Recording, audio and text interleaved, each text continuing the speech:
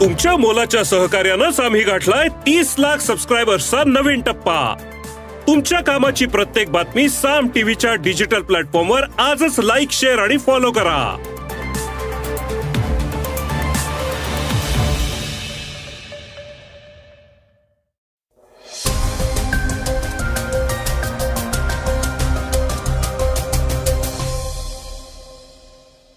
श्रोतेहो नमस्कार, मी अनिरुद्ध गद्रे आणि आपण ऐकत आहात सकाळ पॉडकास्ट।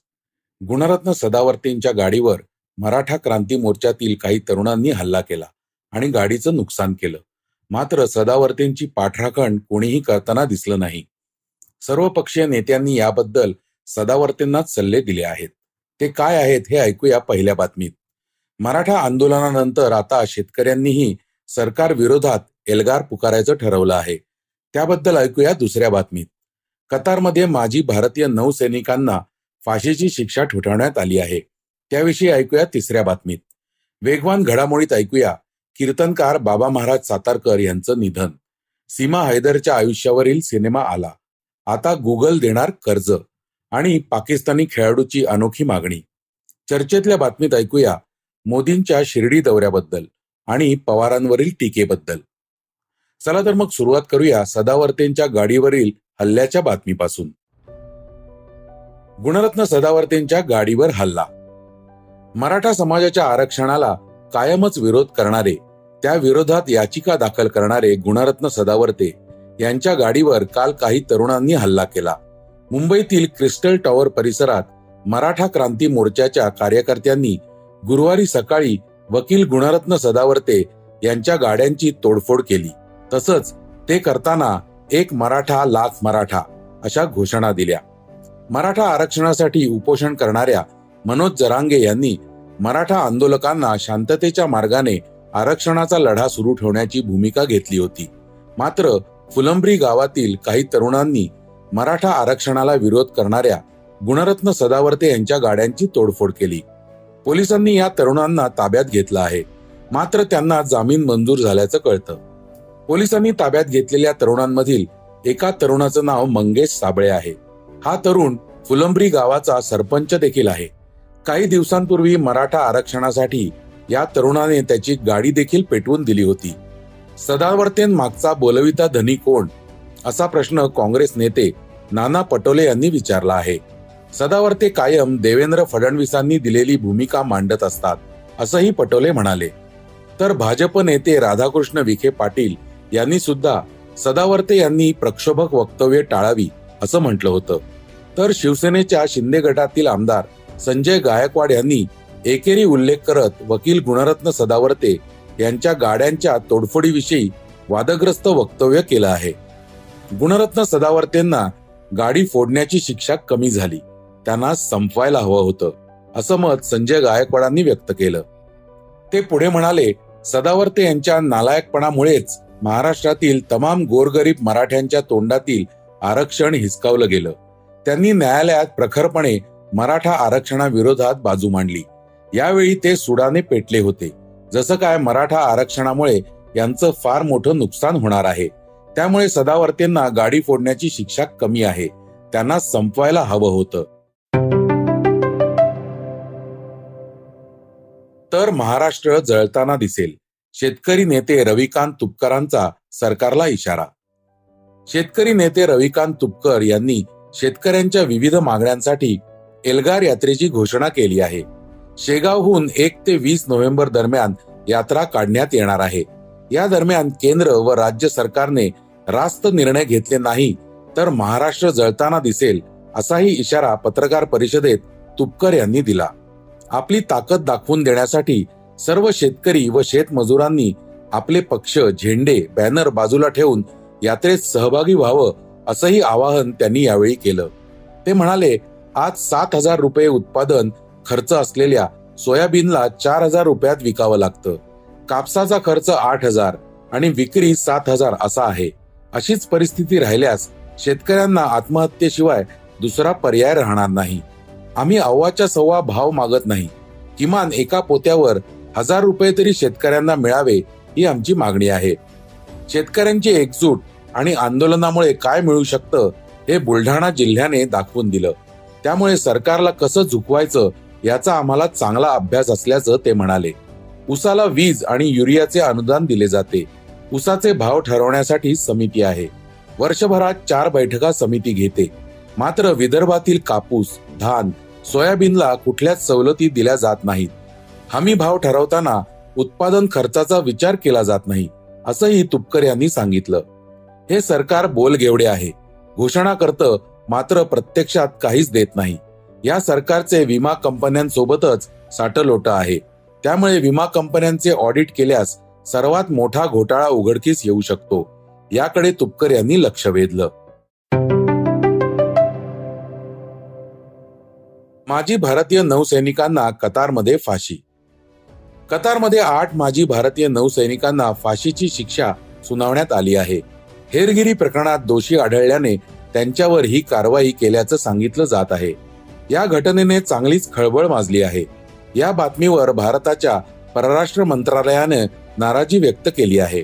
या निर्णयाविरोधात भारतीय परराष्ट्र मंत्रालयानं प्रसिद्धी पत्रक जाहीर केलं आहे.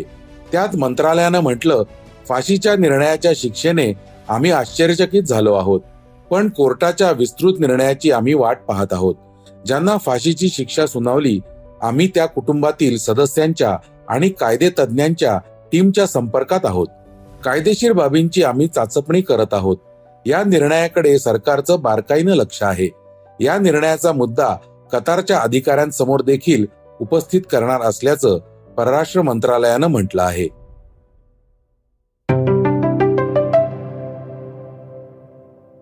आता ऐकूया वेगवान घडामोडी. कीर्तनकार बाबा महाराज सातारकर यांचं निधन. कीर्तनाच्या माध्यमातून समाज प्रबोधन करणारे बाबा महाराज सातारकर यांचं काल निधन झालं. विठू भक्तीची परंपरा जोपासणारे आणि वारकरी संप्रदायाचा वारसा पुढे नेणारे कीर्तनकार बाबा महाराज सातारकर यांनी वयाच्या 89व्या वर्षी अखेरचा श्वास घेतला. त्यांच्या जाण्याने वारकरी संप्रदायातील एक वडील व्यक्ती हरपली आहे. सीमा हैदरच्या आयुष्यावरील चित्रपटाची पहिली झलक दिसली. पाकिस्तानमधून भारतात प्रेमाखातर आलेली सीमा हैदर आणि तिचा कथित प्रियकर सचिन यांची प्रेम कहाणी काही दिवसांपूर्वी माध्यमांत चांगलीच गाजली होती. तिच्याच कहाणीवरून प्रेरित होऊन कराची टू नोएडा हा सिनेमा येत आहे. सीमा पाकिस्तानी गुप्तहेर आहे की सर्वसामान्य प्रेमिका? पबजीच्या माध्यमातून तिची सचिनशी झालेली ओळख खरी होती की रचलेली, असे अनेक प्रश्न या सिनेमाच्या ट्रेलरमध्ये दाखवण्यात आले आहेत. तसंच योगी आदित्यनाथ आणि लालू प्रसाद यांच्याशी साधर्म्य सांगणाऱ्या काही राजकीय व्यक्तिरेखाही सिनेमात दिसणार आहेत. आता गुगल देणार कर्ज. गुगलचा वापर इतके दिवस आपण माहिती शोधण्यासाठी सर्च इंजिन म्हणून तसंच फोनवरील इतर सुविधांसाठी करत होतो. पण तुम्हाला माहितीये का, गुगल आता चक्क कर्ज देणार आहे. तेही अगदी थोडक्या रकमेचं आणि अगदी लहान लहान हप्त्यांसह. आता छोटे व्यापारी गुगल पे वरून 15,000चं कर्ज घेऊ शकतात. शिवाय 111 रुपयांच्या लहान हप्त्यांमध्ये त्याची परतफेडही करू शकतात. गुगल पेने DMI फायनान्ससह भागीदारी केली आहे. माझ्यावरील बंदी उठवा, पाकिस्तानी खेळाडूची मागणी. पाकिस्तानचा माजी क्रिकेटपटू दानिश कनेरियावर 2012 मध्ये इंग्लंड क्रिकेट बोर्डाने स्पॉट फिक्सिंग प्रकरणी आजीवन बंदी घातली होती. ही बंदी उठवण्यासाठी त्याने भारताचे पंतप्रधान मोदी आणि भारतीय क्रिकेट बोर्डाकडे मदतीचं आवाहन केलं आहे. आपण हिंदू असल्याने पाकिस्तानी संघात आपल्यावर अन्याय होत असल्याचा, तसंच अनेकदा काही खेळाडूंनी त्याला इस्लाम स्वीकारण्यासाठी दबाव आणल्याचा आरोपही दानिशने केला आहे. तसंच पाकिस्तानमध्ये क्रिकेट संघात सहभागी होण्यासाठी कामगिरी अथवा कौशल्य नव्हे तर शिफारसी उपयोगी पडतात, असंही तो म्हणाला. यानंतर बातमी चर्चेतली, अर्थात मोदींच्या शिर्डी दौऱ्याची. शरद पवारांनी 60 वर्षात शेतकऱ्यांसाठी काय केलं? शिर्डीतून पंतप्रधान मोदींचा हल्लाबोल. पंतप्रधान मोदी शिर्डी येथे 1 दिवसीय दौऱ्यावर होते. या दौऱ्यात बोलताना मोदींनी शरद पवारांवर हल्ला चढवला. त्यावेळी व्यासपीठावर उपमुख्यमंत्री अजित पवारही उपस्थित होते. या 1 दिवसीय दौऱ्यात मोदींनी शिर्डीच्या साईबाबा मंदिरात जाऊन पूजा केली. निळवंडे धरणाच्या कालव्याचं लोकार्पण केलं. तसंच शिर्डीत विविध विकास कामांचं लोकार्पण केलं.